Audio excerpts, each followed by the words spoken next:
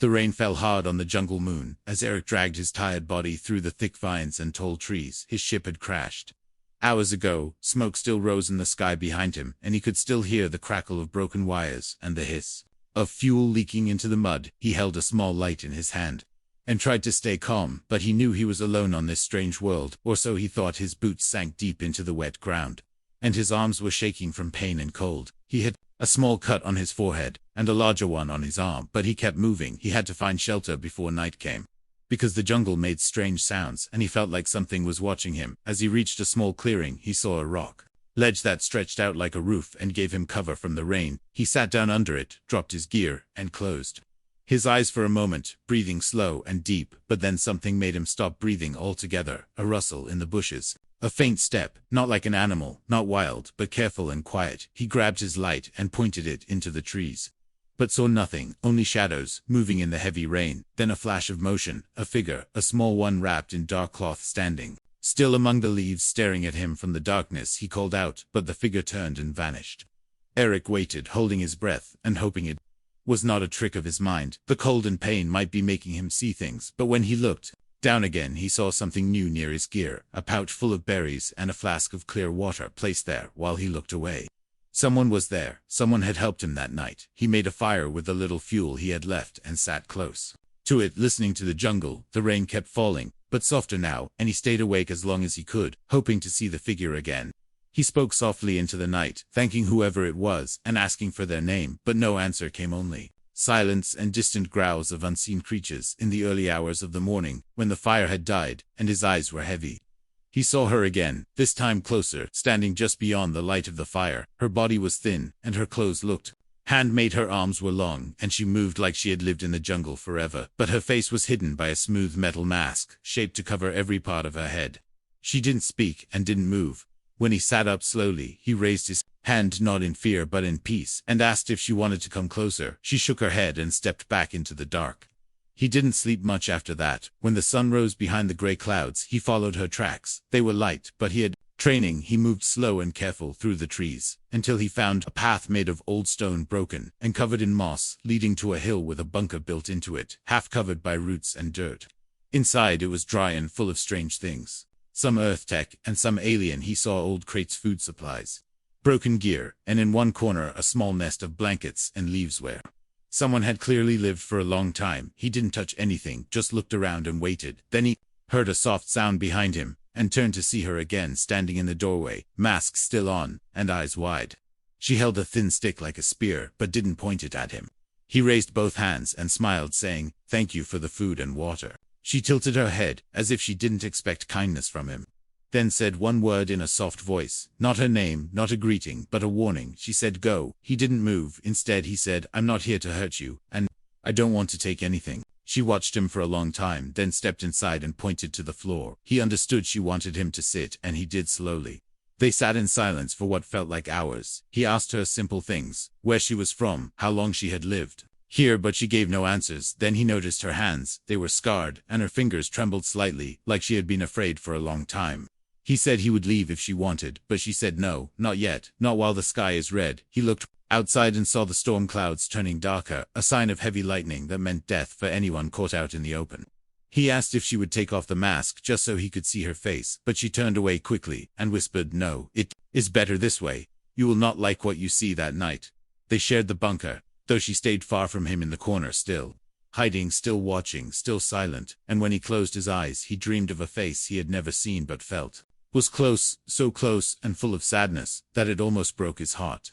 And when he awoke, he found the mask sitting on a nearby table, but she was gone again, only a trail of footprints leading out into the rain. Eric stepped out of the bunker and followed the trail left in the wet soil. The prints were small and careful, as if the girl did not want to be followed but still left signs. He moved slowly through the jungle, the trees thick with vines and the air heavy with mist. The storm had passed, but the sky was still dark and full of quiet thunder. He kept thinking about the mask left behind inside the bunker. It was shaped with care, smooth and silver, with strange symbols on the side. It was not made by human hands. He found her again, near a small waterfall, standing on a rock with her head low, and her body wrapped in that same dark cloth. Her back was to him, but she must have heard him coming, because she did not run this time. Instead, she said in a quiet voice, "You were not supposed to follow me." Eric told her he had to know more, that he wanted to help, not hurt. She turned. Slowly, not fully, just enough for him to see the edge of her cheek, thin and pale with faint glowing lines. Like veins of light. She said nothing at first, then asked, "Why are you not afraid?" Most turn away when they feel I am near. Eric sat on a nearby rock and spoke gently. He said, "I have seen war. I have seen worse than a girl hiding her face. I think you are not what others fear. I think they do not understand." She was quiet for a long moment, then said, "I do not show my face, because bad things happen when I do. I was small when I took off my mask. In front of humans, they screamed. One tried to shoot me. Another cried until he passed out. They said I was cursed and ugly and not of this world." Eric asked if she believed them. She shook her head and said, "I do not know. I only know that when someone sees my face, something changes in them. I do not want you to change. I do not want you to run." He stood and walked closer, slowly, careful not to startle her. He said, "I do not believe in curses. I believe in pain, and I believe you have known a lot of it, but I am still here, and I will not run." She looked at him through the long cloth covering her face and said, "Then come with me. I want to show you something, but you must not try to look at me. Not yet." He nodded and followed her through the jungle. The path was winding and narrow, full of fallen leaves and strange glowing plants. They passed broken machines, buried in roots and rusted from time, old human tech left behind, maybe from the first landing teams decades ago, maybe even older. At last they reached a cave, hidden by thick trees. Inside was cool and dry, with drawings on the walls, painted in soft, glowing ink. The shapes were not human, tall beings with long arms and flowing light from their heads, all with no faces. She said, "This is where my people lived long ago. We were called the Watchers. We stayed apart from others, and only showed our faces during great times of peace. We were not made to fight. We were made to feel. We could sense deep truths in others, and sometimes bring beauty out of sadness. But that changed when humans came." Eric listened carefully, not speaking. She continued, saying, "They found us strange. They tried to capture us, to test us. We ran, some died. I hid. I have been hiding ever since." He asked if there were more like her. She shook her head slowly. "I do not think so. Not anymore. Maybe far from here, maybe not at all." They sat in the cave for a long time, the quiet filled with the soft hum of distant insects. Eric reached into his bag and offered her a piece of dried fruit. She took it slowly and ate without lifting the cloth from her mouth. He smiled and said, "You do not have to be alone anymore." She looked away and said, "Maybe, but I am afraid. I do not want to hurt you. I do not want to see your eyes change like the others. I do not want to lose this moment." Eric said, "Then let us keep the moment, just as it is. No masks, no fear, only truth." She said, "I want to believe you, but I am not ready, not yet." He nodded and said, "I can wait." As they walked back toward the bunker, she stayed close, but silent sometimes, brushing a hand against a tree as if listening to the world around her. When they reached the door, she stopped and said, "There is something in the jungle. Something worse than me. It comes when the storms pass. It smells fear and hunts alone. I have seen it before." Eric asked if it would come for them. She said yes, but not yet. Not while the trees are still wet, but soon.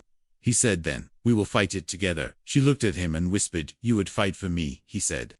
"I already am." That night, inside the bunker, Eric made a second bed across from hers and placed his jacket on top. She watched from her corner, hands wrapped around her knees, her eyes glowing faintly in the dark. She said goodnight in a soft voice. Eric replied, "Sleep well, masked girl." And though she closed her eyes, her heart beat fast and heavy, not from fear, but from something she had not felt in years. Something warm and dangerous, something like hope. Rain tapped on the bunker roof as the wind howled through the trees, and Eric sat by the small fire, trying to keep his hands steady, while the girl sat across from him, wrapped in silence, her face hidden beneath the cloth once again, her eyes glowing faintly in the dim light, her back pressed to the cold wall. She had not spoken much since their return from the cave, only a few short words about danger, about the thing that hunted in the dark jungle. Eric passed her a packet of dried food which she accepted with careful fingers, avoiding his touch, as if afraid of it, or perhaps afraid of herself. She kept her head low, and did not eat until he turned away, and even then he could hear her chew quietly, like someone trained to stay silent. In the wild, he spoke softly, not to break the moment, asking her name, asking if she had one. She hesitated before whispering, "Laura." He smiled and said thank you, then told her his name again, as if reminding her that he was still the same man who followed her tracks and sat beside her. When the skies were red, they sat in quiet stillness, broken only by distant thunder and the low hum of strange creatures. Moving outside, the jungle had begun to stir, and Eric felt something new in the air, something that pressed against the bunker walls, something not alive yet, full of hunger. Laura looked toward the door with fear in her eyes, and said softly, "It is near now, the thing I spoke of. It comes when the rain dies and the trees fall silent. It smells What we tried to hide, Eric moved to block the entrance, with old crates and broken steel sheets, anything he could find inside the storage room. He set up makeshift traps using old wire, and bits of metal he found lying around his hands moved with purpose though. His heart beat faster with each step when he returned to the main room. Laura was sitting by the wall with her arms around her knees. Her eyes wide with worry, her breath slow and quiet, as if trying not to exist. He knelt beside her and asked if she had ever seen the creature. She nodded slowly and said once it came through the forest, during the dry months. I was up high in the trees, it walked below and did not see me, but I saw its face, and I never forgot. She said the creature had no eyes, only slits where eyes should be, and its mouth opened sideways, with rows of small sharp teeth. Its body was long and smooth, like something born in the deep ocean, and it did not make noise, it only moved. Eric sat beside her and whispered, "Then we will not let it in, not tonight, not ever. I will keep you safe." He meant every word, though deep down he was not sure how much safety he could truly give. The wind outside stopped all at once, and the bunker grew silent like the jungle was holding its breath. Even the fire seemed to burn quieter. Laura stood quickly and whispered, "It is close now. We must stay still. We must not move." They both crouched low, near the wall, waiting, holding their breath, hoping the darkness would pass. But then came the sound of something heavy landing on the roof, a soft creak like pressure shifting across the metal, and then nothing, just silence once more. Then a crack as the metal above bent inward, followed by a long dragging sound, and Eric grabbed the nearest metal rod while Laura shrank back, her hands covering her face. A shadow passed over the fire, then disappeared. Eric crept toward the storage room to find more supplies, but froze when he saw something at the edge of the entrance. A claw, long and curved, sliding across the ground, as if searching blindly. It stopped, then jerked away, and the sound of claws tapping on steel echoed through the halls. He backed away slowly, then heard a voice, not his, not Laura's, but something cold, something not meant for words. It said, "Open," and Laura let out a sharp breath, then covered her mouth with both hands. Eric returned to her side, ready to fight. But she said, "No, not yet. Wait. It does not stay long. It only hunts if it smells fear, if it sees something strange it leaves if it thinks we are gone." He held her hand without thinking, and for the first time she did not pull away. She leaned against him, shaking, and whispered, "I do not want to be alone again. Please do not let it take me." He whispered back, "I will not, I swear to you." Minutes passed, maybe hours, then the sounds began to fade. The pressure lifted from the roof. The air grew lighter, and the jungle slowly came back to life with soft chirps and rustling leaves. When it was truly gone, sat back and let out a breath that had been trapped for too long. Eric handed her water, and said, "We made it through the first night together." She nodded slowly, and whispered, "Thank you again." That night they both stayed close near the dying fire, neither speaking much but both listening for the smallest sound beyond the walls. Laura watched Eric's face in the glow, and thought maybe not all humans feared what they did not understand. Maybe one would stay, and Eric, as he drifted into sleep beside her, thought not of Earth, not of war, but of the girl with the hidden face who had started to let him in. And that thought made the silence feel less cold. The morning came slow and gray, with clouds still thick above the trees and the air wet with fog. Eric stepped outside the bunker holding a short blade in one hand and a light in the other. The jungle was quiet, too quiet for comfort. He checked the traps and found one broken. The wire snapped like something large had pulled free. Without effort, his heart sank, but he kept his steps steady, not wanting to wake Laura, who still slept inside, curled in the corner near the fire, with her arms wrapped around herself, and the cloth still over her face. He moved through the trees, looking for signs, and found them: deep claw marks along the bark, footprints, wide and smooth, with no toes. Just long curves that pressed deep into the wet ground. The creature had been close to ignore now. Eric knew it was watching them, waiting for a time to strike. He returned to the bunker and found Laura sitting up, her eyes already on him. She said nothing, but he saw the question in her face and nodded yes. It came again last night, but it did not enter. Something held it back, or maybe it was not ready. She stood slowly and walked to the door, placing her hand on the frame, as if feeling for danger. She said, "When it comes again, I want to face it. I want to stop running, even if I must die. I want to stop being afraid." Eric said, "We will not die. We will fight together, and we will win." He meant it more than he ever meant anything before. He had seen too much fear and too much running in his life. This was different. This was about standing for someone who had always been hunted. That evening, the jungle changed again. The wind grew warmer, the trees stopped moving, even the insects fell silent, and the bunker grew dark before the sun had even vanished completely. Eric felt the ground shake gently, a slow rhythm like footsteps from something heavy and near. They both sat near the door, weapons ready, breath low, hearts fast. Then a sound like wet cloth dragging across stone, and the creature stepped into the light. It was taller than a man, with limbs that bent the wrong way, and skin that looked wet and smooth like black glass. Its head turned slowly, with no eyes, only slits, and when it opened its mouth, the air grew cold inside the bunker. Eric stepped forward, ready to strike, but the creature did not attack. It froze, its body stiff as stone, and stared past him, its slits narrowing as it looked at Lura. Lura stood slowly, the cloth still over her face, and said, "Leave us now, you are not welcome here."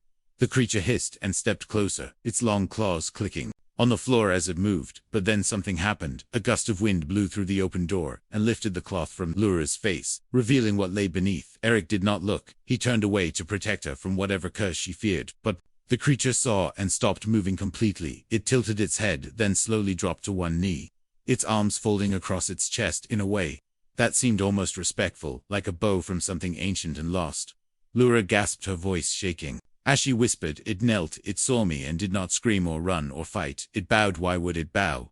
Eric turned now slowly, and saw the creature still kneeling, its head low and its claws resting on the ground. It made no sound, no threat, just silence. Then it stood, turned and walked back into the jungle, without looking back, its form vanishing into the mist, like a shadow returning to the trees. Lura fell to her knees and covered her face again, tears falling down her cheeks, her hands shaking. She said, "This has never happened before. They always ran or tried to kill me. This one did not. This one bowed." "Why?" Eric sat beside her and placed a hand on her back. Gently he said, "Maybe your face is not a curse. Maybe it is something more. Maybe it is power or truth or something they fear and respect." All at once she looked at him, eyes wide and wet, and said, "I do not know what I am. I only know I was told to hide. Told that my beauty broke minds and brought madness. Told that I must never let anyone see what I truly am." Eric said, "I saw nothing, and still I stand with you." That creature saw everything, and still it bowed. "Maybe it is time to stop hiding. Maybe the world is ready." Lura wiped her tears, and leaned against his shoulder, her voice soft and shaken, as she said, "I do not want to be feared. I only want to be seen, truly seen, without fear, without lies." He said, "Then let me be the first." They stayed like that. As the night came again, the fire burning low, and the bunker filled with a calm that had never been there before. Something had changed. The fear was still there, but something stronger had taken root. Tristan outside in the jungle, far from the bunker.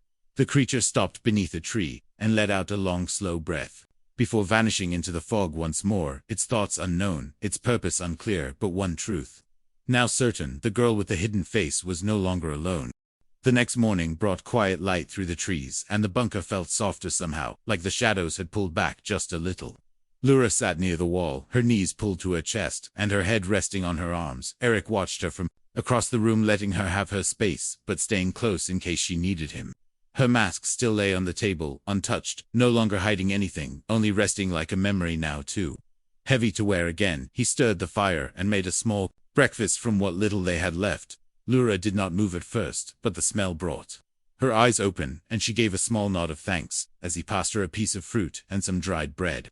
He smiled and said, "No monsters today, just peace. For a little while at least." She looked down at the food, then up at him, her voice soft like a breeze, slipping through old trees. She said, "I dreamed of the creature. It was young before it grew sharp, before it hunted. It had a mother who touched its head and told it to be strong. I think it remembered something when it saw me, something before fear, something before pain." Eric said, "Maybe it saw you, not your face, not the glow, not the power. Maybe it saw the part of you that never wanted to hurt anyone. Maybe that was enough." Lura was quiet for a while.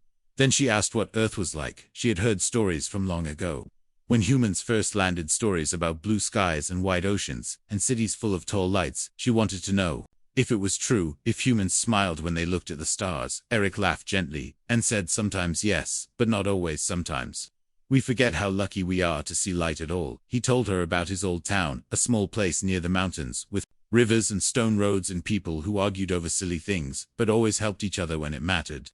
She listened with wide eyes and a small smile forming on her lips. For the first time she did not look away. She said, "It sounds like a dream, a loud one, but a warm one." Eric asked her what her world was like before she hid, before the fear took everything. She hesitated, then said, "It was quiet. We did not speak much. Our voices were soft. We shared thoughts without words. We lived in trees and caves, and we painted what we felt on walls, so others could see our hearts without asking questions."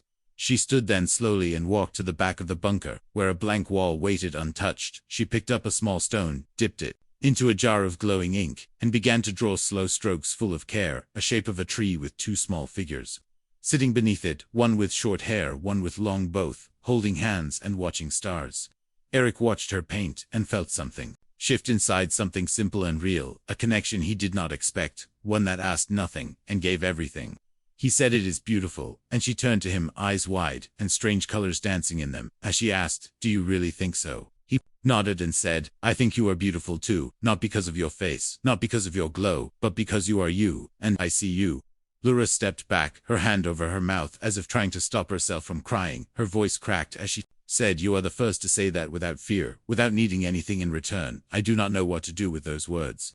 Eric said, "Hold them, keep them, let them grow, and maybe one day you will believe them too." She walked closer slowly, and sat beside him, not touching, but close enough to share warmth. She said, "I have not spoken this much in years. My voice feels new, like it forgot how to fly now. It wants to sing." He said, "Then let it sing. Tell me everything. Tell me who you are." And she spoke of her mother who sang to the trees, and her father who drew stars on stone, of her people who lived in silence and watched the skies for signs of peace and of the day.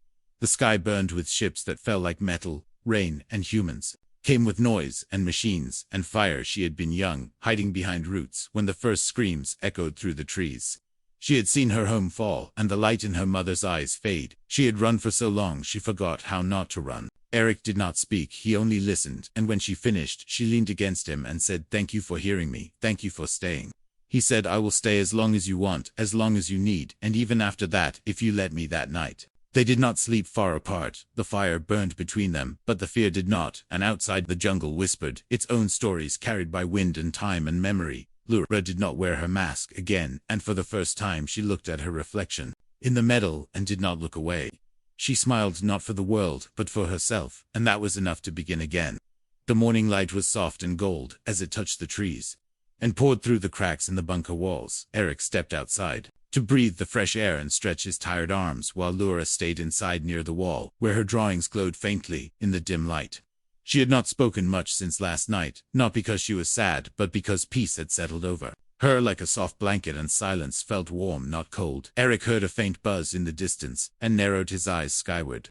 It was not the wind, it was not the sound of birds or jungle creatures, it was something unnatural, something that did not belong here. His heart tightened as he saw a black dot moving slowly through the clouds, then another, then two more. He knew what they were: human drones sent to scan the jungle, sent to search for life or wreckage or something else. He ran back inside and said, "Laura, we need to hide, something is coming." She looked up and nodded, not with fear, but with understanding, as if she always knew this day would come. She picked up her old cloak and wrapped it around her shoulders, though she no longer covered her face. She tied the cloth at her throat and followed Eric to the back of the bunker, where a hatch led down into a narrow crawl space full of old wires and cold stone. They climbed down together and waited in the dark, their breaths slow and quiet. The sound of engines grew louder above, and then the thump of boots against the earth and metal. The soldiers had landed. Voices came through the walls, sharp and full of command. One man barked orders, while others moved through the bunker, opening crates and tossing aside supplies. They were searching for something or someone, and Eric knew it was not him they wanted. One voice spoke clearly into a COM device, saying, "We have signs of habitation, confirming heat traces to life forms. One human. One unknown request, backup request, capture team priority target is the non-human. Bring it back alive. Human is not required." Laura looked at Eric, and he saw no fear in her eyes, only sorrow. She whispered, "I cannot let them take me. They will not let me live. They will not let me speak. They will use me, and then destroy what they cannot control." Eric said, "Then, we run together. We leave this place and find a new one. We do not let them win." She reached for his hand and held it tight, not because she was weak, but because they were stronger together. They crawled through the tunnel and emerged into the jungle behind the hill, moving fast and low among the trees. Eric knew the land better now and led them along the stream, then into the old ruins covered in vines and moss, where scanners could not see through the stone. Behind them the soldiers moved fast, their suits strong and their weapons ready. One shouted, "I see movement northwest, to targets." Repeat, "To targets moving on foot." The hunt had begun. Laura and Eric kept moving, her bare feet light on the ground, his boots silent against the stone. They reached a deep crevice in the jungle floor, a path only known to her, and she led him down into the earth, where roots dangled from above and the air smelled like old water. They paused there, catching breath, listening for the soldiers, but hearing only jungle sounds for a moment. It felt like they had escaped. Then a drone flew past above them, its light scanning the ground, and Eric knew they had little time. He turned to her and said, I will lead them away. You go deeper, hide in the old cave. I will find you again, I swear. But Lura shook her head and said, no, I will not run without you. We face them together or not at all. He smiled at her words and felt something strong inside, something that burned brighter than fear. He said, then we fight not to kill but to protect. What they will never understand. They climbed back up and set traps along the path. Broken machines turned into snares, and old wires used to slow their hunters. The jungle became their shield and their ally. The first soldier to reach the path tripped the wire and fell hard, his cum crackling as he shouted, contact unknown number of traps alert. All units. The second was caught in vines that pulled him from the path and left him hanging as roots wrapped around his arms. Eric fought with quick hands and smart steps, striking where it mattered and never standing still. Lura used light, not fire but glow from her palms to blind and confuse, making the jungle dance with strange colors. But they were still outnumbered, and soon surrounded. Red lights aimed at them, voices shouting, drop weapons, hands up, surrender now. Eric stepped in front of Lura, arms wide but calm. He said, she is not your enemy, she is not your prize, she is not your weapon, she is free, and you will not take her. The commander stepped forward, helmet reflecting the jungle light, and said, move or be removed. Eric stood firm and waited for the shot, but it never came because Lura stepped forward too, and removed her cloak, revealing her face in full light. The soldiers froze, eyes wide, some gasping, some falling to their knees. One dropped his weapon and covered his face. The commander trembled and stepped back as if facing something divine or dangerous, or both. Lura said, I am not yours to own, I am not your tool, I am not your fear, I am only myself.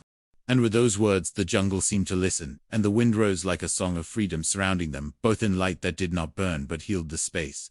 Between heartbeats, between choices, between silence and truth, the jungle was quiet. Again, but not the same kind of quiet it had held before. It was a silence full of change, full of questions, full of something new. The soldiers stood frozen in place, unable to speak or move. Some had dropped their weapons, others had fallen to their knees and stared at Lura, not with fear but with awe, as if they were looking at something their minds could not explain.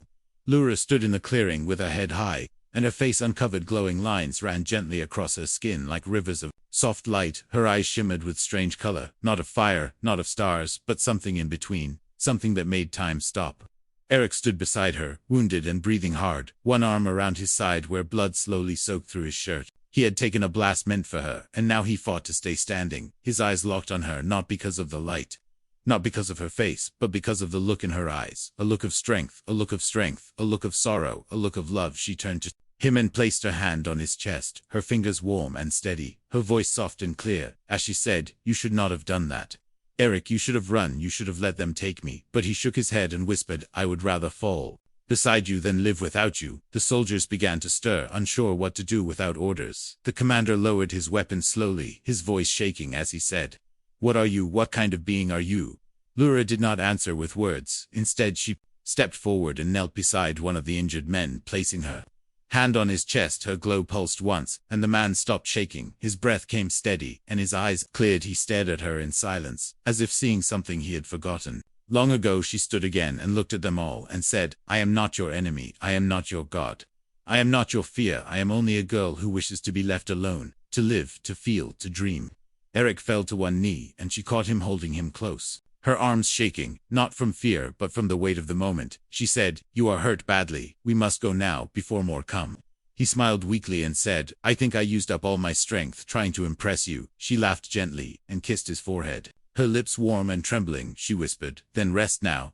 I will carry you, and she did. She lifted him slowly, with strange ease, her step steady, as she moved into the trees, leaving behind the soldiers, the drones, the fear, the past. The jungle welcomed them. The vines opened, and the roots pulled back as if guiding them forward. The sky above began to change, the stars coming out one by one in soft light that danced across the leaves.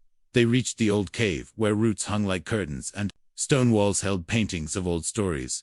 Lura laid Eric down on a bed of moss, and knelt beside him, her hands glowing once more. As she touched his side, her light entered the wound, not to heal, but to slow the bleeding, to hold back the pain. Eric looked up at her with heavy eyes and said, promise me you will not hide anymore. Promise me you will show the world who you are. She nodded with tears falling down her cheeks. Not of pain, but of love, she said. I promise, and I will carry your name with me always. He closed his eyes slowly, and whispered one last time, "You are beautiful." His breath slowed, his chest moved softer, and then stillness came, not cold, not empty, but full of peace. Like a story reaching its final page, Laura stayed beside him through the night, her arms around him. Her light fading gently with the stars above the jungle, was quiet, but it was a new quiet. A calm born not from fear but from peace. The next morning she walked to the edge of the hill, her cloak flowing behind her, her face uncovered for the world to see. She looked to the sky where a small ship waited, a gift left by the soldiers, who now understood something greater than orders. She stepped aboard the ship and sat at the console, her fingers moving over the controls as stars began to shift above the clouds, her voice calm as she said, "This is Laura. I am leaving this world, not to run but to find others. Like me or not like me. To find those who are lost, to show them they are not alone." The ship rose slowly into the sky, its light blending with the sun rising beyond the hills, and as it broke through the clouds, the stars above seemed to open wide, as if welcoming her home back on the jungle floor. The wind moved through the trees and touched the bunker one last time, carrying with it a memory of laughter, of fire, of words shared in the dark, of a mask placed gently on a table and never worn again. And so the girl who once hid her face became something more, not a legend, not a ghost, not a weapon, but a voice that would echo through stars, through hearts, through time, forever remembered by those who feared her, and by the one who loved her without ever needing to see her face.